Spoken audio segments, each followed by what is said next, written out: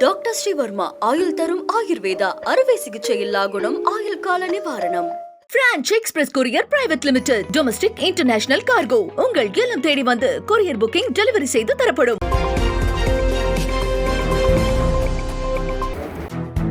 இரட்டை இலை சின்னம் யாருக்கு என்பது குறித்த வழக்கு விசாரணையை தேர்தல் ஆணையம் தொடங்கியது. இரட்டை இலை சின்னத்தை எடப்பாடி பழனிசாமி தலைமையிலான அதிமுக பயன்படுத்தி வருகிறது. இதற்கு தடை விதிக்க கோரி OPS, OP ரவீந்திரநாத் தேர்தல் ஆணையத்தில் மனு தாக்கல் செய்துள்ளனர். இந்த மனுக்களை விசாரிக்கலாம் என உச்சநீதிமன்றம் அனுமதி வழங்கியிருந்தது. இந்நிலையில் சின்னம் தொடர்பான மனுக்கள் மீது தேர்தல் ஆணையம் விசாரணையை தொடங்கியுள்ளது. இது தொடர்பாக ஏற்கனவே தேர்தல் ஆணையம் விசாரணை நடத்தி வந்தது. ஆனால் அதற்கு EPS இடைக்கால தடை பெற்றார். அந்த தடை நீக்கப்பட்டதை தொடர்ந்து மீண்டும் தேர்தல் ஆணையம் விசாரணையை தொடங்கியுள்ளது. அடுத்த ஆண்டு தேர்தல் நடைபெறவுள்ள நிலையில் தேர்தல் ஆணையம் விரைவில் உத்தரவை பிறப்பிக்கும் என்று எதிர்பார்க்கப்படுகிறது.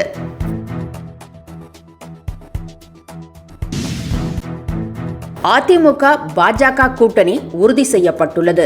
இதற்கான அறிவிப்பினை சென்னையில் நேற்று செய்தியாளர்களிடம் எடப்பாடி பழனிசாமி, அமித்ஷா ஆகியோர் கூட்டாக தெரிவித்தனர். கூட்டணி விவகாரத்தை உறுதி செய்வதற்கும் தமிழக பாஜக தலைவர் தேர்தல் குறித்து ஆலோசிக்கவும் மத்திய உள்துறை அமைச்சர் அமித்ஷா நேற்று சென்னை வந்தார். பரபரப்பான சூழ்நிலையில் சென்னை வந்திருந்த அவர் தமிழிசை சவுந்தரராஜன் இல்லத்திற்கு சென்று அவரது தந்தை குமரி அனந்தனின் மறைவுக்கு ஆறுதல் கூறினார். பின்னர் மயிலாப்பூர் சென்ற அமித்ஷா ஆடிட்டர் குருமூர்த்தியிடம் 1 மணி நேரத்திற்கும் மேலாக பேசினார். இந்நிலையில் மாலை அவசரமாக எடப்பாடி பழனிசாமி மற்றும் அதிமுக நிர்வாகிகள் அமித்ஷாவை சந்தித்தனர். அதன் பிறகு அமித்ஷா, EPS இருவரும் கூட்டாக செய்தியாளர்களை சந்தித்தனர். அப்பொழுது பாஜக அதிமுக கூட்டணியை அமித்ஷா உறுதி செய்தார். இந்த செய்தியாளர்கள் சந்திப்பில் EPS ஒரு வார்த்தை கூட பேசவில்லை.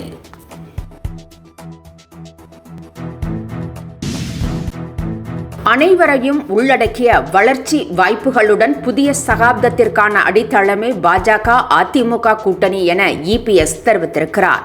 இது குறித்து அவர் தனது X தளத்தில் பதிவிட்டுள்ள செய்தியில், திமுகவின் தீய ஆட்சியில் இருந்து தமிழ்நாட்டை விடுவிப்பதற்கும் மாநிலத்தின் முன்னேற்றத்திற்கு தடையாக இருந்த வரலாற்று தவறுகளை சரி செய்வதற்கும் அனைவரும் உள்ளடக்கிய வளர்ச்சி, மேம்பாடு மற்றும் வாய்ப்புகளுக்கான புதிய சகாப்தத்திற்கு இந்த கூட்டணி அடித்தளம் அமைக்கும் என்று குறிப்பிட்டுள்ளார். தனது இல்லத்தில் நடைபெற்ற இரவு விருந்தில் உள்துறை அமைச்சர் அமித்ஷா வந்து கௌரவித்ததற்கு என்றும் நன்றி உள்ளவனாக இருப்பேன் என்றும் எடப்பாடி பழனிசாமி தெரிவித்திருக்கிறார்.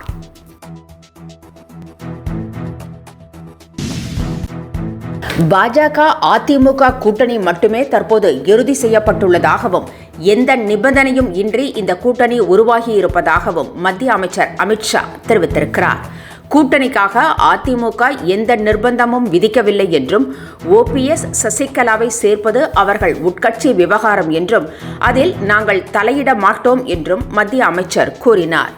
திமுக ஆட்சி ஊழலில் திளைப்பதாகவும் முதலமைச்சர் MK ஸ்டாலின், துணை முதலமைச்சர் உதயநிதி ஸ்டாலின் இருவருமே ஊழல்வாதிகள் என்றும் நீட் உள்ளிட்ட விவகாரத்தில் கலந்து ஆலோசித்து ஒரு பொது செயல் திட்டம் உருவாக்கப்படும் என்றும் அமித்ஷா குறிப்பிட்டார்.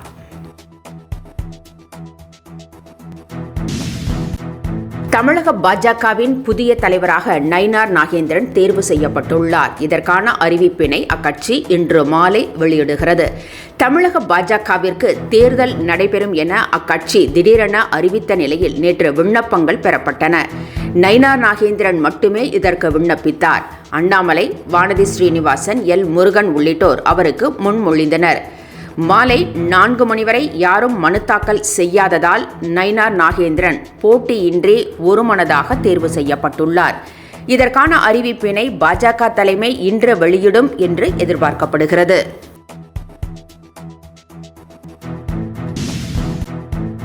அதிமுக பாஜக கூட்டணியை மக்கள் ஏற்றுக்கொள்ள மாட்டார்கள் என SDPI தெரிவித்திருக்கிறது.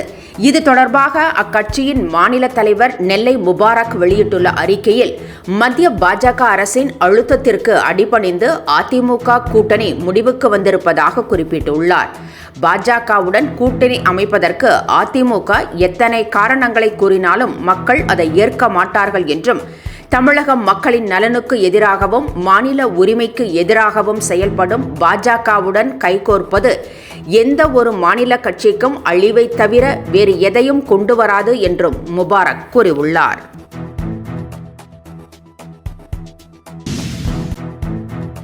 அண்ணாமலைக்கு தேசிய அளவில் பொறுப்பு வழங்கப்படும் என அமித்ஷா தெரிவித்துள்ளார். இது தொடர்பாக அவர் எக்ஸ் தளத்தில் வெளியிட்டுள்ள பதிவில், மாநில தலைவராக கட்சிக்கு அண்ணாமலை அளப்பரிய பணிகள் செய்திருப்பதாகவும் கிராமம் தோறும் பிரதமர் மோடியின் கொள்கைகளை கொண்டு சென்றுள்ளதாகவும் பாராட்டு தெரிவித்துள்ளார். கட்சியின் தேசிய அளவிலான பணிகளுக்கு அண்ணாமலையின் திறமையை பாஜக பயன்படுத்தும் என்றும் அமைச்சர் கூறினார்.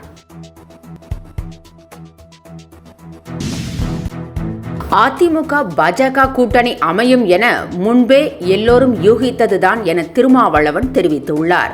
அது இப்போது நிறைவேறி உள்ளதாகவும் திருமாவளவன் குறிப்பிட்டுள்ளார்.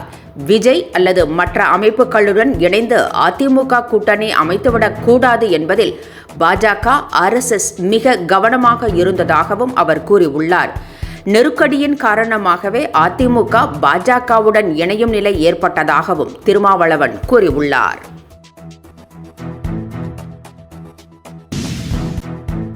பாஜகவை எதிர்ப்பது போல் எதிர்த்து EPS இன்று அவர்களுடன் கூட்டணி அமைத்திருப்பதாக கனிமொழி விமர்சித்திருக்கிறார்.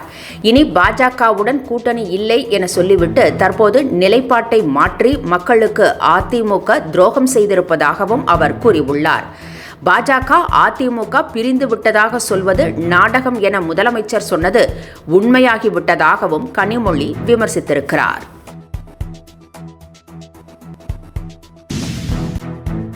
சர்ச்சைக்குரிய பேச்சை பேசிய பொன்முடியை அமைச்சர் பதவியிலிருந்து நீக்க வேண்டும் என ராஜா வலியுறுத்தியுள்ளார்.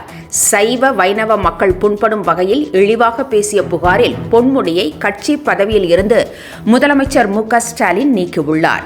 ஆனாலும் அவரை அமைச்சர் பதவியில் இருந்து நீக்க வேண்டும் என்று கோரிக்கை வலுத்திருக்கிறது.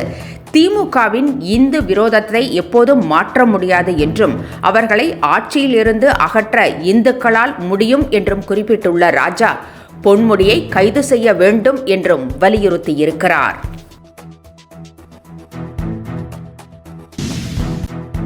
திமுகவை வேரோடு அழிப்பதுதான் முக்கியம் என பிரதமர் நரேந்திர மோடி தெரிவித்துள்ளார்.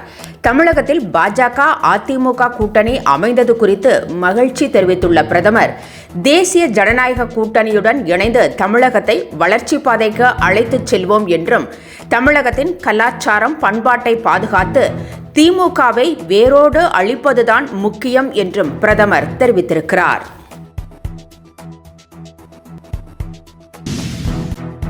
தமிழகத்தில் கோடை வெப்பம் கடுமையாக சுட்டெரித்து வருகிறது. சென்னை, கடலூர், ஈரோடு, மதுரை, நாகை, திருச்சி, திருவள்ளூர் மற்றும் வேலூர் ஆகிய மாவட்டங்களில் நேற்று இயல்பை விட 4 டிகிரி செல்சியஸ் வரை வெப்பம் அதிகரித்தது. கரூர், ஈரோடு, வேலூர், திருச்சி, மதுரை ஆகிய மாவட்டங்களில் 102 டிகிரியும், தஞ்சை, திருத்தணி, சேலத்தில் 100 டிகிரியும் பதிவாகியுள்ளது. அதே நேரத்தில் திருப்பத்தூர், கொடைக்கானல், அரியலூர் உள்ளிட்ட பகுதிகளில் பரவலாக கோடை மழையும் பெய்திருக்கிறது.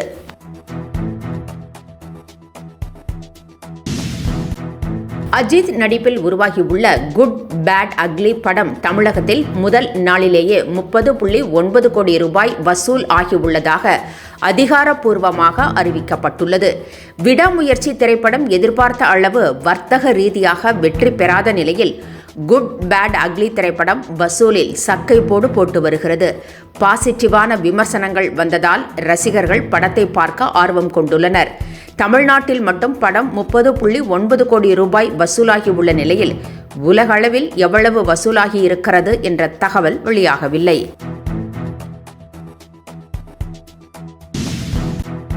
காமெடி கதாபாத்திரத்தில் அறிமுகமாகி கதாநாயகனாக உயர்ந்துள்ள சூரி தற்போது பிரசாத் பாண்டியராஜனின் இயக்கி வரும் மாமா படத்தில் நடித்து வருகிறார்.